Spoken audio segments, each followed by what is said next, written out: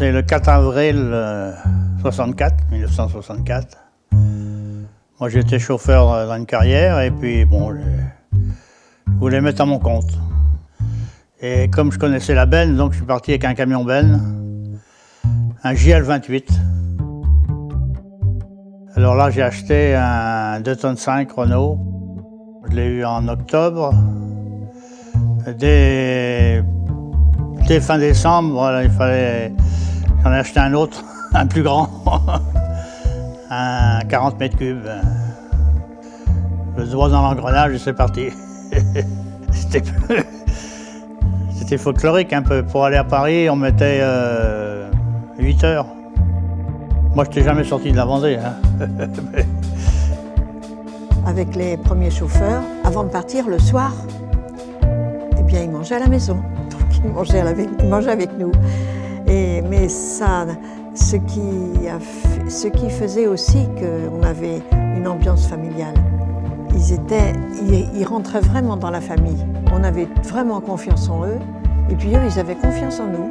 Très peu de... On appelle ça du turnover, là, très peu. Beaucoup sont arrivés à la retraite. Même j'ai eu des enfants de chauffeurs qui sont venus ici.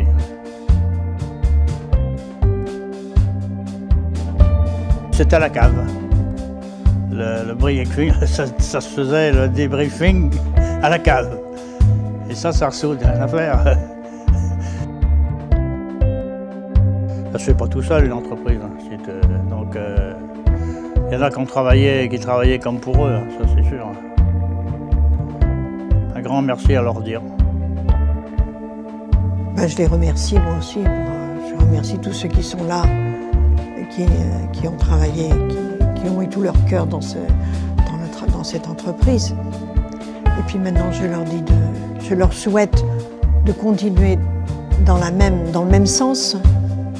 Bien sûr, c'est pas possible de conserver l'esprit de famille dans une entreprise de 1000 personnes. Mais il y a quand même quelque chose qui peut rester. Parce que chaque site est différent, mais même dans les sites qui sont indépendants, il peut y avoir cet esprit. S'entraider, s'entendre, s'accorder, ils ne devraient pas avoir peur de se féliciter les uns les autres. On y a mis tellement de relations humaines avec nos employés, avec les chauffeurs, avec nos employés, hein, avec ceux qui ont travaillé au bureau avec nous, avec moi. Eh ben, je sais pas, il y a quelque chose qui s'est construit et qui dure, qui ne peut pas s'oublier.